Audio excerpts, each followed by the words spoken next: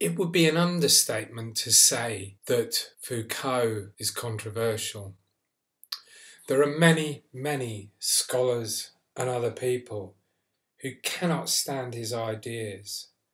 They see him as propagating a relativistic worldview that undermines the possibility of concrete knowledge. There was a time, however, in disciplines like history, when it was enough to say, as Foucault says, to settle an argument, because for a period he was the ultimate arbiter.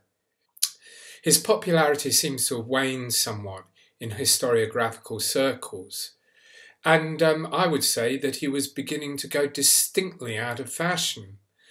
However, there can be no doubt that his ideas about madness and a range of other things like punishment have been deeply, deeply influential. And it is important that we pay attention to them because they can help us understand not only the nature of madness, but also understand some of the ways that historiographical ideas develop. However, I believe in taking a biographical approach when we explore people's ideas, because I think that when you can see a life in a time, it helps you understand where someone is coming from. So in this section, we'll have a part biography and part analysis of Foucault's ideas, which were most definitely a reaction against, a revolt even, against the dominant way of thinking about progress and history. Paul-Michel Foucault was born in the town of Poitiers in October 1926. His background was resolutely bourgeois, his father Paul a well-respected surgeon. He was educated at the Jesuit Collège Saint-Stanislas. The Jesuit education was pretty hardcore, focusing upon the use of reason. He was educated during World War II, when Poitiers was part of the Vichy.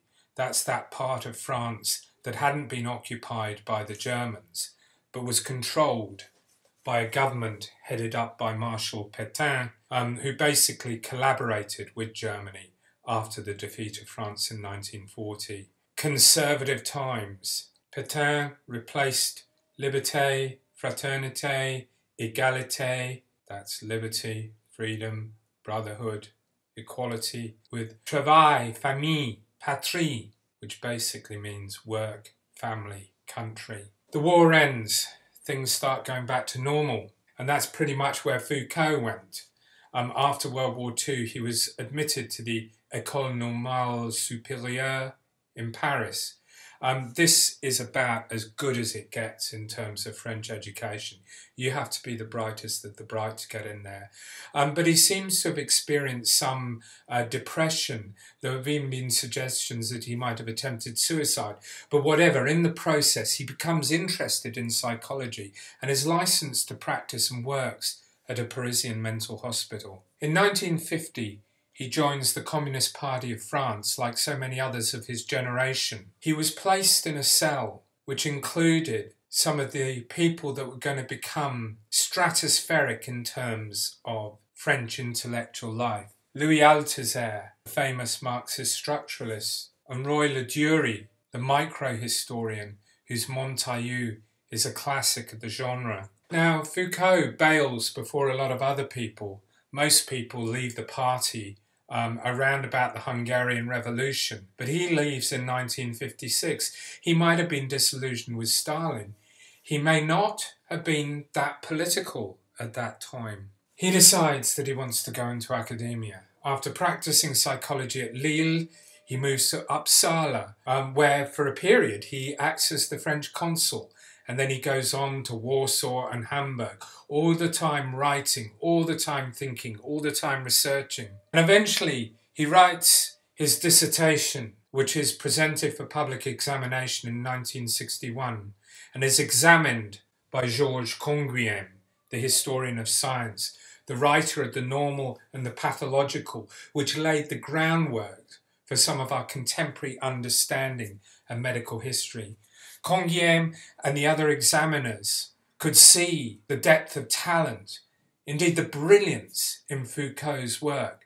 And while they disagreed with elements of his philosophical thesis, all agreed that a new star had arrived. And his PhD, his main thesis, Folie et des raisons, Histoire de la folie à l'âge classique, was soon published and then came out in English a few years later as Madness and Civilization, a very abridged version. In 1965, he moves to Tunis when his boyfriend, Daniel Defer, is posted there for military service. And he almost misses the radical upsurge that occurred in 1968. Paris 1968, a watchword for student riots, general revolt. Indeed, it is said that France was in a near-revolutionary state. That time, Foucault's still in Tunis, twiddling his thumbs, thinking. He does witness a small riot there. Foucault returns to Paris. In 1969, he's elected Professor of Systems of Thoughts at the Collège de France, and he becomes increasingly radicalized. It's the tenor of the times, becomes interested in a whole range of things, from prisoners' rights to gay rights. His star continues rising.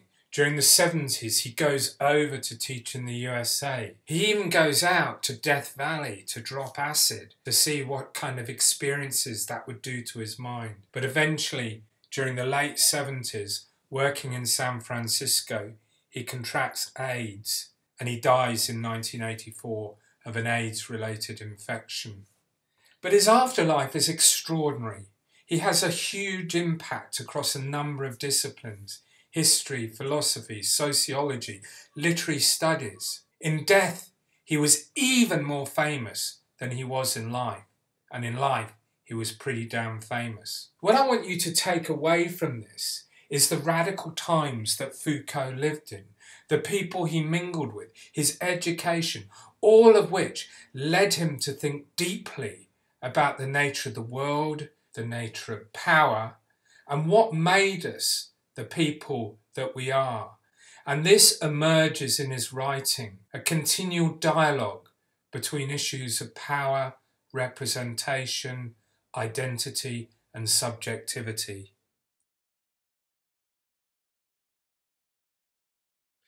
So there we were in the early 1960s, patting ourselves on the back about the progress that psychiatry had made in treating mental illness. And along came a number of people, of which Foucault was one of the most prominent, saying, hang on, you got it all wrong. Madness and Civilization was published later in Britain than it was in France, but it still made a huge impact. It is significant that when it was published in English, the introduction to Madness and Civilization was written by a guy called David Cooper, a radical psychiatrist who had rejected the biomedical reductionism that was at the heart of some psychiatrists' practices. We begin to get a flavour of the book from its introduction, which I've reproduced here in its entirety. As we'll see, Foucault's basic thesis was that there were these institutions, hospitals, that were designed to treat leprosy in the Middle Ages. And then the disease of leprosy started dying out, and the hospitals eventually got reused for other purposes. But it's worth listening to the cadence of the language. At the end of the Middle Ages, leprosy disappeared from the Western world. In the margins of the community, at the gates of cities, the stretched wastelands which sickness had ceased to haunt, but had left sterile and long uninhabitable. For centuries, these reaches would belong to the non-human. From the 14th to the 17th century, they would wait, soliciting with strange incantations a new incarnation of disease, another grimace of terror, renewed rites of purifications. So he's imagining the abandoned leprosoriums, the places where lepers were treated, almost as feeling entities that are waiting, that are incanting for a new sickness to come along and fill them up again. It's an extraordinary piece of metaphorical writing, And I don't even have a clue whether it reads like this in the original French, because this is obviously the translation. I don't know how good a translation this is. Certainly people have imitated this style of writing when they tried to appear Foucauldian. But is this the real Foucault or the translator's Foucault? Certainly when Madness and Civilization was retranslated more recently and published as the longer version, reinstating the bits that had been abridged, it didn't read with this kind of gnomic but dramatic quality. Basically, within Madness and Civilization, Foucault maps out an argument that runs counter to the Whig way of thinking. He starts off in the medieval period with the Ship of Fools. This was a myth about a ship that all these mad people got on board and sailed away on in search of their reason. And Foucault uses this metaphor to describe where madness sat within the Middle Ages imaginary. And what he points out is that the fools, in some sense, were granted a holiness that was going to be lost in later Enlightenment thinking.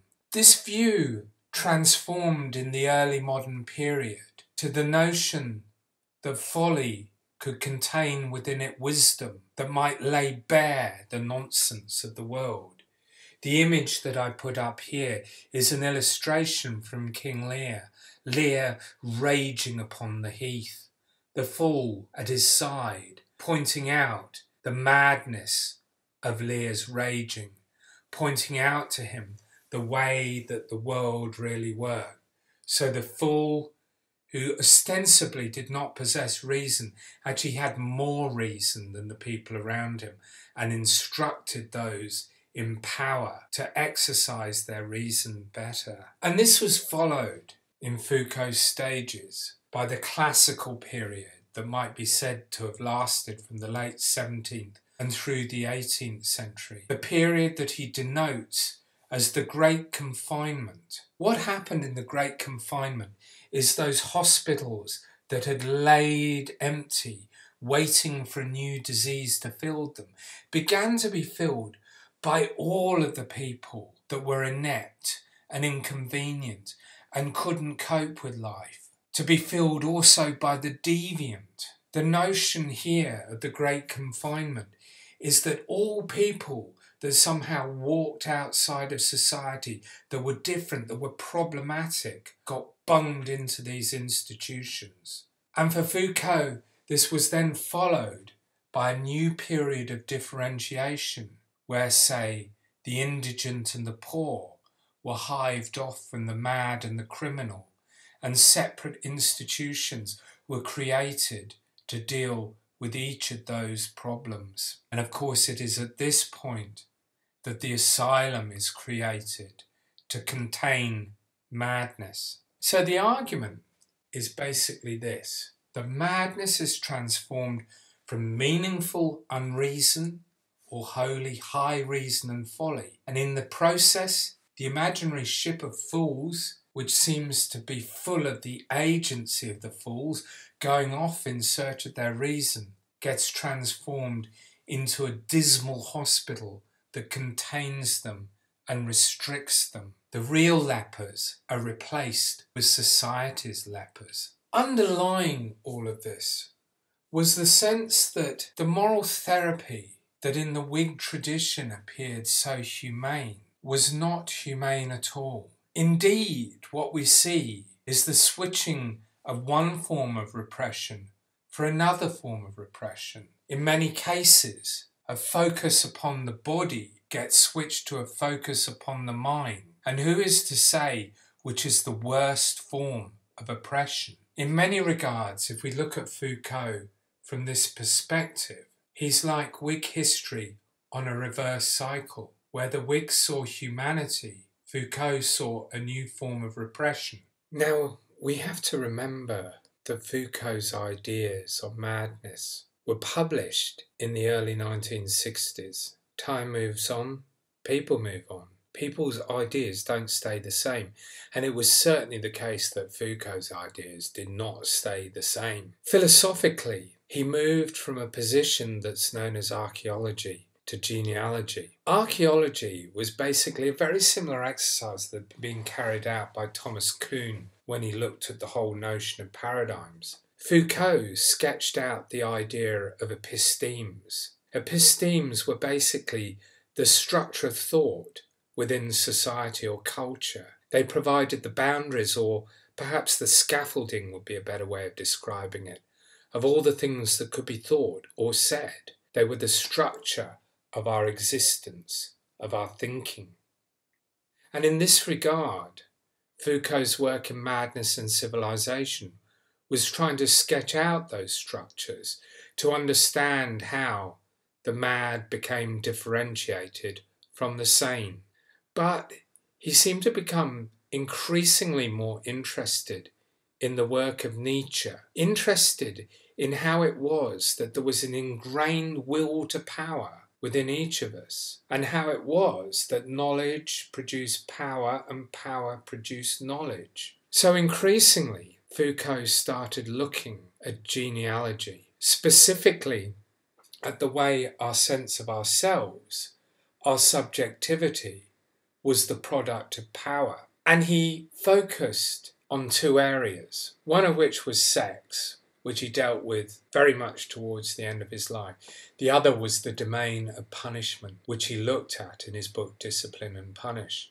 There, he explored the way that a new penal system invoked a new sense of subjectivity or identity in the individual. He invoked a system whereby punishment had shifted from punishment of the body to punishment of the mind, and he explored how this created a changed sense of self in every single one of us, the notion of us internalizing the sense of being watched, internalizing the possibility of punishment, having each and every one of our minds targeted. And in this sense, we can see the origins of this idea in his non-genealogical Madness and Civilization. And it's very easy to read backwards from genealogy, from Discipline and Punish, on his more structural work that focused upon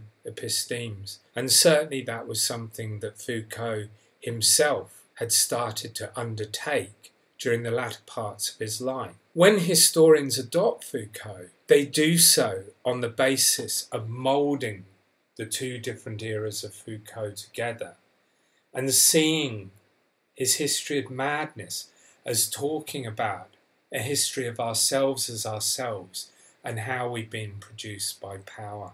But the real take-home message here is that issue that I've already mentioned, that Foucault reversed time's arrow, that he suggested that there had been no progress made in terms of the leap from the chained William Norris to the lunatics making merry at their balls at the Hanwell Asylum. All he saw was the switch from one form of repression to another, no progress.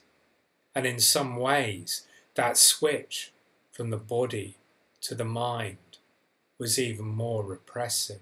It's no wonder that a lot of people had it in for him, not just psychiatrists, not just medical people, but historians as well.